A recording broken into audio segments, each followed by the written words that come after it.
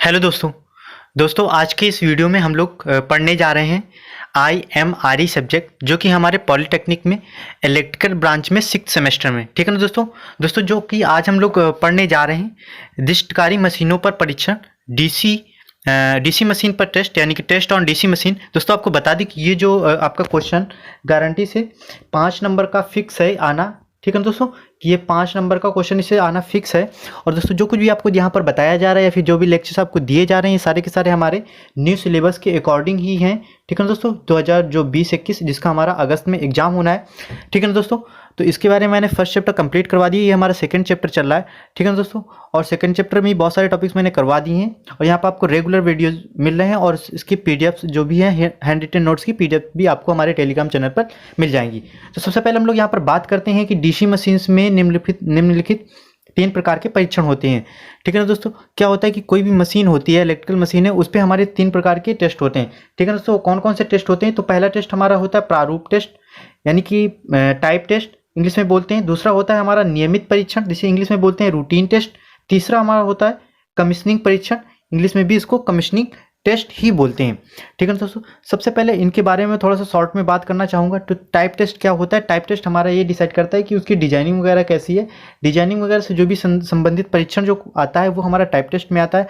Routine test में हमारा आता है कि जब कोई मशीन चलती है तो उस पर क्या क्या हो सकता है, कि उसकी जैसे वाइंडिंग हो गई, वाइंडिंग का टेम्परेचर हो गया, इंसुलेशन हो गया उसका। उसके बाद जब मशीन हमारी चल रही हो तो उस समय उससे निकलने वाले वाइब्रेशन वगैरह हो गए। तो ये सारी चीज़ें हमारी रूटीन टेस्ट पे आती हैं।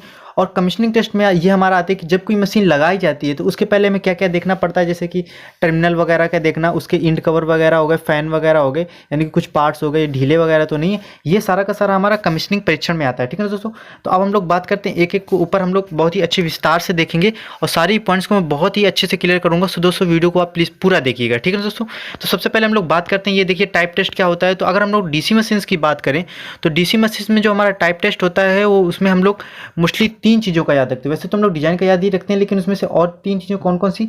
एक तो हमारा टेम्परेचर, उस पर कितना राइज होगा। इसके बाद बार टू बार टेस्ट, यानी कि हिंदी में से बोलते हैं क्षण से क्षण परीक्षण। और तीसरा होता है हमारा बियरिंग परीक्षण। ठीक है, ये जो हमारे तीनों टेस्ट आते हैं ये हमारे किसमें? डीसी मशीन्स के टाइप टेस्ट के अंतर्गत ही आते हैं। अब हर एक पॉइंट्स के बारे में हम लोग बहुत ही अच्छे से डिस्कशन करेंगे ताकि आप अपने सेमेस्टर एग्जाम में बहुत ही अच्छे तरीके से लिख पाएँ। ठीक है ना दोस्तों, सबसे पहले हम लोग यहाँ पर बात करते हैं कि ताप वृद्धि परीक्षण, यानी कि टेम्परेचर राइज जो टेस्ट होता है, यह परीक्षण ये सिद्ध करने के लिए किया जाता है कि फुल लोड पर, यानी कि पूर्ण भार पर मशीन के विभिन्न भागों का तापमान स्वीकार्य सीमा के अंतर्गत है कि नहीं है। यानी कि इसका जो टेस्ट है, इस यानी कि जो हमारा टेम्परेचर राइज टेस्ट है, इसमें यह देखा जाता है कि अगर मशीन को हम लोग फुल लोड तक चला दें, क्या फुल लोड तक चला दें, तो उसमें कितने अधिकतम सीमा तक टेम्परेचर हमारा बढ़ जाएगा। और वो जो हमारा टेम्परेचर कितने सीमा तक, एक सीमा तक ही बढ़ेगा जिसको कि हमारी मशीन सहन कर पाएगी, उसे हम लोग हिंदी में बोलते हैं परमिएबल। ठीक है ना, परमिएबल टेम्परेचर, ये हिंदी में बोलते हैं तापमान स्वीकार्य सीमा। अब मशीन को पूर्ण भार पर 6 से 8 घंटे तक स्थिर तापमान पर पहुंचाने के लिए चलाते रहते हैं। यानी कि इसका टेस्ट हम लोग कैसे करते हैं कि मशीन को हम लोग 6 से 8 घंटे तक बहुत ही मतलब कंटिन्यूस चलाते रहते हैं। इससे हमें पता चल जाता है कि कितना ज़्यादा ये टेम्परेचर को हमारी मशीन सहन कर सकती है। इसके बाद हमारा आता है दूसरा क्षण से क्षण परीक्षण। ठीक है ना, इसको हम लोग वोल्टेज ड्रॉप टेस्ट भी कहते हैं। इस बात को आपको याद रखना है कि इसे क्या कहते हैं, इसे वोल्टेज ड्रॉप टेस्ट भी कहते हैं। इस महत्वपूर्ण परीक्षण से आर्मेचर कुंडली के खुला परिपथ प्रतिरोध या उच्च प्रतिरोध व्यक्त होता है। इसमें क्या होता है कि इससे हम लोग क्या पता करते हैं, इससे हम लोग जो हमारी आर्मेचर कॉइल होते हैं उसका हाई रेजिस्टेंस क्या करते हैं, व्यक्त करते हैं। अब ये करते कैसे हैं, तो इसमें ये समझ लो कि जैसे लगभग 10 एम्पियर की एक धारा करंट स्टोरेज के हम लोग क्या करते हैं, बैटरी से 4 से 6 वोल्ट तक ब्रूस और आर्मेचर परिपथ में क्या करते हैं, करंट को प्रवाहित करते हैं। ठीक है ना दोस्तों, यानी कि एक स्टोरेज बैटरी होगी उससे, और कम्यूटेटर में व्यास पर के विरुद्ध ध्रुवों पर सप्लाई क्या करते हैं हम लोग, जो कम्यूटेटर उस पर इसके जो व्यास पर होता है तो उस पर हम लोग जो हमारे क्या होते हैं पोल्स होते हैं, उनमें हम लोग क्या देते हैं, धारा को देते हैं। 2 आसपास के कम्यूटेटर क्षणों के बीच वोल्टेज में गिरावट को मिली वोल्टेज से नापते हैं। अब जो 2 कम्यूटेटर क्षणों के बीच हमारी वोल्टेज का जो ड्रॉप होगा उसे हम लोग किससे नापते हैं, क्योंकि वो थोड़ा होगा तो उसे हम लोग मापते हैं मिली वोल्ट से। यह पाठ्यांक औसत पाठ्यांक से 5% के मध्य होना चाहिए। जो हमारा ये मिली वोल्टेज मतलब मिली वोल्ट मापी के थ्रू जो आप लोग वोल्टेज ड्रॉप दो कम्यूटेटर क्षणों के बीच देख रहे हैं, इसका जो परमिशेबल मान कितना होता है +-5%। जो हमारा औसत आता है, औसत पाठ्यांक इतना ही इसी के मध्य होना चाहिए। यदि पाठ्यांक इससे अधिक आता है तो इंड के टाँके क्या ढीले हैं और कुंडली या फिर खराब है, ऐसा संकेत मिलता है। अगर इससे ज़्यादा कहीं ना कहीं अगर हमें माप मिलता है, वोल्टमीटर की रीडिंग मिलती है, तो इससे पता चलता है कि कहीं ना कहीं वाइंडिंग हमारी खराब है। अब हम लोग बात करते हैं बियरिंग परीक्षण की। किसकी बात करते हैं? बियरिंग परीक्षण की। तो मशीन को नो लोड स्थिति में आधा घंटा तक चलाते हैं, फिर तापमान को नोट करते हैं। क्या करते हैं? सबसे पहले हम लोग मशीन को कितने आधे घंटे तक चलाते हैं और फिर मशीन तापमान को नोट करते हैं। इस स्थिति में बियरिंग का तापमान छूने योग्य होना चाहिए, यानी कि इतना भी नहीं टेम्परेचर, यानी कि इतना टेम्परेचर करना है जिससे हम लोग बियरिंग को कम से कम टच तो कर सकें। इस तापमान को 80 डिग्री से अधिक नहीं होना चाहिए, यानी कि जो हमारा परमिसेबल एक तरह से कहिए जो बियरिंग का टेम्परेचर है वो मैक्सिमम कितना 80 सेंटीमीटर तक होना चाहिए, इससे ज़्यादा नहीं होना चाहिए। ठीक है दोस्तों, तो ये हमारे हो गए टाइप टेस्ट। अब हम लोग बात करते हैं रूटीन टेस्ट के बारे में। तो रूटीन टेस्ट में यहाँ पर हम लोग डीसी मशीन में देखते हैं कौन तो बेसिकली यहाँ पर हम लोग मेनली 5 प्रकार के परीक्षण करते हैं। किसमें? रूटीन टेस्ट में। किसमें? रूटीन टेस्ट में 5 प्रकार के हम लोग परीक्षण करते हैं। पहला हमारा जैसा है टेस्ट ऑन शंट फील्ड। पहला क्या करते हैं हम लोग? शंट क्षेत्र कुंडलन का परीक्षण करते हैं। इसके बाद दूसरा टेस्ट हमारा क्या है कि आर्मेचर कॉइल परीक्षण, यानी कि टेस्ट ऑन आर्मेचर कॉइल। तीसरा क्या होता है? दिग परिवर्तक ध्रुवों व अंतर ध्रुवों पर परीक्षण, यानी कि टेस्ट ऑन कम्यूटेटिंग पोल या फिर इंटरपोल। जो इंटरपोल होते हैं उनका हम लोग टेस्ट करते हैं। या फिर इसके बाद हमारा होता है चौथा परफॉर्मेंस टेस्ट, यानी कि कार्य दक्षता परीक्षण। और पांचवा होता है हमारा मेजरमेंट्स ऑफ इंसुलेशन रेजिस्टेंस, यानी कि विद्युत रोधन प्रतिरोध का मापन। ठीक है, तो इस प्रकार से हम लोग 5 टेस्ट ये देखते हैं। अब हम लोग बात करते हैं सबसे पहले शंट फील्ड कॉइल परीक्षण का। ठीक है दोस्तों, तो इसमें से देखो जो शंट फील्ड कॉइल हो सकती है तो वो क्या हो सकती है? या तो हमारी वो शॉर्ट सर्किट हो सकती है। क्या हो सकती है?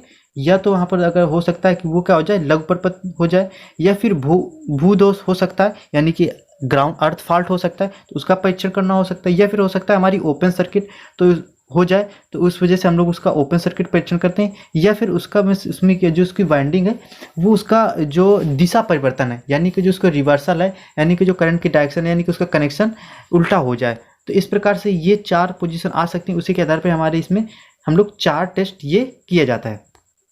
इसके बाद दूसरा हमारा है कि आर्मेचर। अब हमारा आर्मेचर कॉइल का जो होता है उसका टेस्टिंग, तो इसको हम लोग ओपन सर्किट परीक्षण या टेस्टिंग भी बोलते हैं। तो आर्मेचर में ओपन सर्किट फॉल्ट, इसके अत्यधिक गर्म होने, ओवरलोड होने, वायु के परिवहन के अभाव आदि के कारण टाँके मुलायम होकर अलग गिर जाते हैं, जिससे ये दोष उत्पन्न होता है। अब जो हमारा आर्मेचर का देखो, पहले तो नाम ही इसका आप देख सकते हो, क्या नाम है? खुला परिपथ परीक्षण। ठीक है दोस्तों, क्या नाम है? खुला परिपथ, यानी कि यहाँ पर वाइंडिंग जो होगी हमारी वो क्या होगी? खुली होगी। अब खुलेगी कहाँ से? कि जहाँ पर अगर हम लोग क्या लगाए होंगे? टाँके लगाए होंगे। अब क्या होता है, जहाँ पर टाँके लगाएंगे वहीं से हमारी क्या हो जाएगी? खुल जाएगी। अब कैसा होता है कि खुला परिपथ दोष होता है इसके अत्यधिक गर्म होने से। कैसे? या तो बहुत ज़्यादा ओवरलोड है तो भी हमारा टेम्परेचर राइज हो जाएगा, यानी कि टेम्परेचर बढ़ जाएगा, और जहाँ पर टाँके लगे होंगे वो खुल जाएगा। या फिर हमारा प्रॉपर वेंटिलेशन, यानी कि वायु का परिवहन नहीं है, वहाँ पर अगर नहीं होगा वायु का परिवहन तो टेम्परेचर राइज होगा, फिर भी कहीं ना कहीं टेम्परेचर इससे बढ़ जाएगा। अब बात करते हैं क्षण से क्षण परीक्षण में। आर्मेचर कुंडली में करने से खुला परिपथ या उच्च प्रतिरोध की आर्मेचर परिपथ में उपस्थिति का संकेत मिलता है। ठीक है दोस्तों, अब इसके क्योंकि देखो अब कहीं ना कहीं क्या होगा कि हमारे यहाँ पर जब हमारी ओपन होगा, वहाँ पर ओपन सर्किट होगा, तो कहीं ना कहीं कैसा यहाँ पर उसका क्या संकेत मिलता है कि उच्च प्रतिरोध होता है, वहाँ पर क्या उच्च प्रतिरोध के आर्मेचर परिपथ में उपस्थित होने का संकेत मिलता है। अब तीसरा हम लोग बात करते हैं कि अंतर ध्रुवों पर परीक्षण, या फिर हम लोग बात करते हैं कम्यूटेटर पोल्स पर। तो इसे हम लोग रिवर्सल ऑफ पोलैरिटी टेस्ट क्या कहते हैं। इस बात को आपको याद रखना है कि जो इंटरपोल्स का जो हमारा टेस्ट है इसे हम लोग क्या बोलते हैं? रिवर्सल ऑफ पोलैरिटी टेस्ट ये भी बोलते हैं। अब इंटरपोल की जो पोलैरिटी के विपरीत होने से लोड की स्थिति में भारी स्पार्किंग होती है। जो हमारा इंटरपोल, अब इंटरपोल क्या होता है मैं आपको थोड़ा सा शॉर्ट में, जैसे ये हमारे मेन पोल है, ठीक है, तो इन मेन पोल के बीच में छोटे जो पोल्स होते हैं वो कम्यूटेटिंग प्रोसेस यानी स्पार्किंग वगैरह को, यानी कि कम्यूटेशन को सुधारने वगैरह के लिए हम लोग जो छोटे से छोटे, यानी कि जो हमारा एक बड़ा पोल होगा उसके बीच में 2 बड़े पोलों के बीच में जो छोटे छोटे से पोल्स होते हैं उन्हें हम लोग इंटरपोल बोलते हैं। ठीक है दोस्तों, तो इसी में बताया गया कि अगर इंटरपोल की पोलैरिटी के विपरीत होने से क्या होता है, अगर इंटरपोल की जो हमारी पोलैरिटी अगर वो विपरीत हो जाए तो इससे लोड की स्थिति में क्या हो जाती है कि भारी स्पार्किंग, लोड की स्थिति में भारी स्पार्किंग होती है। यदि इंटरनल वाइंडिंग को मोटे कॉपर जंपर से संट करने पर स्पार्किंग कम हो जाए तो पोलैरिटी रिवर्सल की शंका क्या हो जाती है, सुनिश्चित हो जाती है। इसके बाद हम लोग बात करते हैं परफॉर्मेंस टेस्ट की। तो परफॉर्मेंस टेस्ट में क्या होता है कि डीसी मशीन का जो कोर का मैग्नेटाइजिंग कर्व होता है, जिसे हम लोग ओपन सर्किट कैरेक्टरिस्टिक्स निर्धारित करने के लिए क्या करते हैं, फील्ड करंट का मान क्रमशः बढ़ाते हैं। इसको समझिए, देखो जो हम लोग यहाँ पर परफॉर्मेंस टेस्ट कर रहे हैं, तो इसमें क्या करते हैं, डीसी मशीन के कोर का जो मैग्नेटाइजेशन कर्व है उसको ओपन सर्किट कैरेक्टरिस्टिक निर्धारित करने के लिए फील्ड करंट का मान क्या करते हैं, क्रमशः बढ़ाते हैं, और फील्ड करंट के ओपन सर्किट आर्मेचर वोल्टेज का पाठ्यांक नोट करते जाते हैं। इन दोनों आंकड़ों का वक्र ही हमारा क्या कहलाता है, ओपन सर्किट कहलाता है। क्या फील्ड और ओपन सर्किट आर्मेचर वोल्टेज का जो पाठ्यांक है, इन्हीं के बीच जो हमारा कर्व खिंचता है उसे हम लोग क्या बोलते हैं, ओपन सर्किट कैरेक्टरिस्टिक्स बोलते हैं। ये आपका फील्ड करंट और ओपन सर्किट आर्मेचर वोल्टेज। साथ ही लोड करंट और टर्मिनल वोल्टेज के बीच खींचा गया वक्र क्या कहलाता है, लोड कैरेक्टरिस्टिक्स कहलाता है। उपरोक्त दोनों ही वक्र से मशीन की दक्षता, हानियां और सुनिश्चित की जाती हैं। इसके बाद हम लोग बात करते हैं विद्युत रोधन, यानी कि जो हमारा इंसुलेशन होगा उसका टेस्ट क्या करते हैं। तो सिंपल सा आपको पता है, इसका जो मापने के लिए हम लोग मेगर का प्रयोग करेंगे। तो आर्मेचर एवं क्षेत्र परिपथ दोनों का ही विद्युत रोधन प्रतिरोध निकालने के लिए एक 500 वोल्ट दिष्टकारी मेगर का उपयोग करते हैं। कितने का, दिष्टकारी मेगर का, और वो कितने, 500 वोल्ट तक का होगा। कुंडलन और भूमि के मध्य विद्युत रोधन प्रतिरोध का मान कितना होना चाहिए, 2। कुंडली और भूमि के बीच जो विद्युत रोधन है वो 2 में होती हैं। तो दिष्टकारी मशीनों क्या किए जाते हैं, टेस्ट किए जाते हैं। अब एक तो सबसे पहले कुंडलन के विद्युत रोधन प्रतिरोध का परीक्षण, यानी कि जो हमारी वाइंडिंग होती है उसका इंसुलेशन का टेस्ट। तो इसका परीक्षण हम लोग किसके द्वारा करते हैं, मेगर के द्वारा करते हैं। अब क्या हो सकता है, या तो हमारी वहाँ पर 2 तरह के फॉल्ट हो सकते हैं, या तो फेज टू ग्राउंड होगा या फेज टू फेज होगा। यानी कि जब 2 वाइंडिंग के 2 ही तार आपस में भिड़ जाएंगे आपस में, तो क्या होगा, फेस टू फेस होगा। या फिर कोई तार होके बॉडी से टच हो जाए, योक वगैरह से टच हो जाए मशीन के, और फिर अब क्योंकि मशीन हमारी फिर क्या, जो ये जो फॉल्ट होता है उसे हम लोग बोलते हैं फेज टू ग्राउंड फॉल्ट। अब ये क्या होता है कि सूक्ष्म एवं स्वच्छ कुंडलन का जो मेगर का पाठ्यांक है वो 1 मेगा ओम से तो अधिक ही आना चाहिए। ठीक है दोस्तों, अगर स्टेटर कुंडलन के विद्युत रोधन का मान 3 मेगा एम्पियर और रोटर कुंडलन के विद्युत रोधन प्रतिरोध का मान 2 मेगा ओम आना चाहिए। ये आप लोगों को याद रखना है थोड़ा सा, कि स्टेटर जो वाइंडिंग होती है उसके इंसुलेशन का मान 3 मेगा ओम से अधिक आना चाहिए, और जो रोटर वाइंडिंग है उसके इंसुलेशन का मान कितना, 2 मेगा ओम से अधिक आना चाहिए। इसके बाद हम लोग बात करते हैं अलाइनमेंट की। तो अलाइनमेंट किसका हो, तो अलाइनमेंट जो हमारी सॉफ्ट होती है, या फिर हम लोग कह दें, जिससे क्या होता है कि आपने देखा होगा कि पहले तो हमारा बाहर योक होता है, या फिर हम कह दीजिए बाहर हमारा ये क्या होता है, स्टेटर होता है, और इसके अंदर हमारा रोटर होता है। अब रोटर में भी क्या होती है, सॉफ्ट वगैरह होती है, तो इसका भी जो रोटर है उसका भी तो हमारा एक अलाइनमेंट होना चाहिए, सीधा ही होना चाहिए। यानी कि जो हमारे स्टेटर और रोटर इनके बीच जो गैप है, जिसे हम लोग एयर गैप के नाम से भी जानते हैं, तो ये क्या होना चाहिए कि चारों तरफ कैसा होना चाहिए, समान होना चाहिए। अगर इसमें थोड़ा सा भी फ्लक्चुएशन हुआ तो कहीं ना कहीं बहुत सारी प्रॉब्लम्स हो सकती हैं। तो उसी के बारे में यहाँ पर बात की गई है। सबसे पहले तो मशीन के संस्थापन और न्यू पर उसका सीमेंट कंक्रीट से ग्राउंडिंग के पश्चात सारे कपलिंग क्या कर देनी चाहिए, खोल देने चाहिए। अब सभी शाफ्ट का संरेखन परीक्षण करना चाहिए, जो भी शाफ्ट होती है उनका क्या अलाइनमेंट टेस्ट करना चाहिए। रोटर और पोल्स के मध्य एयर का जो हमारा गैप है वो समान होना चाहिए। एयर गैप में परिवर्तन यदि 0.2 mm से कम हो तो चल जाता है, लेकिन अगर इससे ज़्यादा होगा तो ये नहीं चल पाएगा। तो मशीन के ब्रुश और कम्यूटेटर की सतह पर ठीक ढंग से चढ़े हों। अब इसके बाद बात करते हैं हम लोग शाफ्ट का जो अलाइनमेंट है। तो यदि शाफ्ट को हम लोग 0 डिग्री, 90 डिग्री, 180 डिग्री, 270 डिग्री और 360 डिग्री घुमाकर किया जाता है, जो हमारा शाफ्ट का जो अलाइनमेंट है, यानी कि प्रॉपर हम लोग सेट करते जाएंगे, घुमाते जाएंगे, फिर हम लोग चारों तरफ पूरा देखेंगे पूरे एंगल से। ये तो इसके लिए स्वीकार जो टॉलरेंस है, अगर हमारी 300 mm की कपलिंग है उसके लिए हमारा कितना, उसमें थोड़ा सा मतलब फ्लक्चुएशन हो सकता है, 0.3 mm। ये आप देख रहे हैं 0.3 mm तक। और अगर वहीं पर हमारी 500 व्यास की अगर कपलिंग के लिए 0.05 mm तक का क्या होता है, तो टॉलरेंस सहन कर सकता है। यानी कि इतनी थोड़ी सी बहुत डिसअलाइनमेंट है तो इतनी चल सकती है। इसके बाद हम लोग बात करते हैं कि शाफ्ट का जो संरेखन होता है वो किन पैमानों के थ्रू मापा जाता है। तो वो पहला तो हमारा होता है फीलर गेज, दूसरा हमारा होता है स्पाइरल लेवल, और तीसरा होता है स्टील स्ट्रिप। ठीक है, तो ये 3 के थ्रू हम लोग क्या करते हैं, शाफ्ट का संरेखन मापते हैं। ठीक है दोस्तों, इसके बाद अब हम लोग आगे बात करते हैं कि जो हमारी लोड शाफ्ट को मोटर शाफ्ट के साथ एक स्ट्रेट लाइन में ही करना ही क्या कहलाता है, जो क्या कहलाता है, संरेखन यानी कि अलाइनमेंट कहलाता है। यानी कि जो हमारी लोड शाफ्ट होती है उस मोटर शाफ्ट के साथ एक स्ट्रेट लाइन में करना ही क्या कहलाती है, हमारा संरेखन कहलाता है। ये अगर हम लोग बात करें अलाइनमेंट को, तो अलाइनमेंट को हम लोग 3 प्रोसेस में करते हैं। सबसे पहले क्या किया जाता है कि axial position of the shaft, सबसे पहले हम लोग अच्छी पोजीशन शाफ्ट की देखते हैं। फिर इसके बाद paralleling of the shaft in vertical and horizontal planes, उसके बाद हम लोग पैरेललिंग करते हैं यानी कि समांतरण करते हैं शाफ्ट का क्षैतिज और ऊर्ध्वाधर प्लेन्स में। इसके बाद सेंटरिंग ऑफ शाफ्ट, इसके बाद शाफ्ट की जो सेंटर होती है वो मिलाते हैं।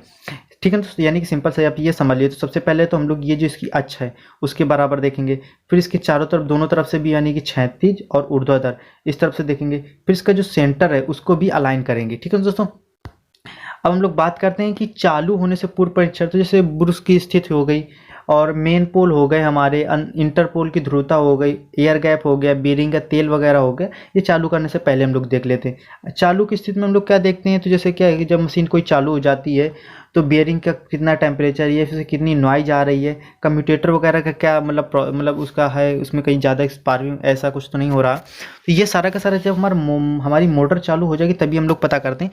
इसी वजह से इसका नाम दिया गया है चालू स्थिति में परीक्षण। अब हम लोग बात करते हैं स्टार्टर परीक्षण की। तो मोटर में अधिकांश दोष क्या होते हैं, स्टार्टर के अनुचित कार्य करने से ही आते हैं, इसलिए स्टार्टर का पूर्णतः परीक्षण करना आवश्यक है। क्योंकि क्या करता है कि स्टार्टर जो स्टार्टिंग में जो हमारी करंट जाती है उसको क्या करता है, लिमिट करता है। इसके बाद हम आता है हमारा उचित संयोजन। सिंपल सी बात है कि जैसे हमारे प्रॉपर जो टर्मिनल का कनेक्शन है उन्हें भी देख लेना चाहिए। तो स्टेटर कुंडली की ध्रुवता नापी जानी चाहिए और ये जांच की जानी चाहिए कि टर्मिनल बॉक्स में संयोजन सही है कि नहीं है। इसके बाद हम लोग बात करते हैं विच्छिन्नता परीक्षण की। तो प्रत्येक कुंडलन की अविच्छिन्नता 1000 वोल्टेज के मेगर परीक्षण लैंप द्वारा की जानी चाहिए। यानी कि अविच्छिन्नता का मतलब होता है कि इनकी डिसिमिलरिटी टेस्ट होता है, यानी कि जो हमारी वाइंडिंग होती है उसमें मतलब कहीं डिसिमिलरिटी तो नहीं, सही से कनेक्शन प्रॉपर है कि नहीं उनके अंतर्गत। तो इसका सारा का सारा हम लोग किसके द्वारा 1000 जो वोल्ट का मेगर आता है उससे मापा जाता है। अब मोटर के द्वारा ली गई धारा, तो नो लोड तथा लोड की अवस्था में मोटर द्वारा ली गई धारा का मान देखते हैं, सप्लायर के निर्देशक से इसकी तुलना करते हैं। यानी कि जो हमारे जो सप्लायर है और तो उसके जो उसने निर्देश दिए उससे हम लोग तुलना करते हैं। तो इस प्रकार से हमने देखा कि जो डीसी मशीन्स के जो टेस्ट होते हैं वो किस प्रकार से करते हैं। ठीक है दोस्तों, तो ये रूटीन टेस्ट, टाइप टेस्ट, ये सारा का सारा हम लोग देख लिया। अगर दोस्तों इसका PDF आपको चाहिए तो आप प्लीज़ हमारे टेलीग्राम चैनल पर ज्वाइन हो सकते हैं। ठीक है दोस्तों, टेलीग्राम चैनल का लिंक जो है वो भी आपको बता देता हूँ। उसका नाम है पॉलीटेक्निक लर्निंग 77। क्या है, पॉलीटेक्निक लर्निंग 77। ये हमारे यूट्यूब चैनल का नाम है, यही हमारे किसका नाम है, टेलीग्राम चैनल का नाम है। वहाँ आपको सारी की सारी PDFs मिल जाएंगी। दोस्तों मैं वहाँ की बुक्स की भी PDFs को धीरे धीरे अपलोड कर रहा हूँ, क्योंकि एकदम से बुक की PDF नहीं दी जा सकती है। ठीक है दोस्तों अगर ये वीडियो आपको थोड़ा सा भी हेल्पफुल लगे तो प्लीज़ चैनल को अभी तक अगर सब्सक्राइब नहीं किए हैं तो प्लीज़ सब्सक्राइब कर लीजिए। वीडियो को लाइक, शेयर एंड कमेंट करना ना भूलें। ठीक है ना दोस्तों, और कोई भी अगर आपको डाउट्स हो तो प्लीज़ आप कमेंट्स करके बता सकते हैं। थैंक यू दोस्तों।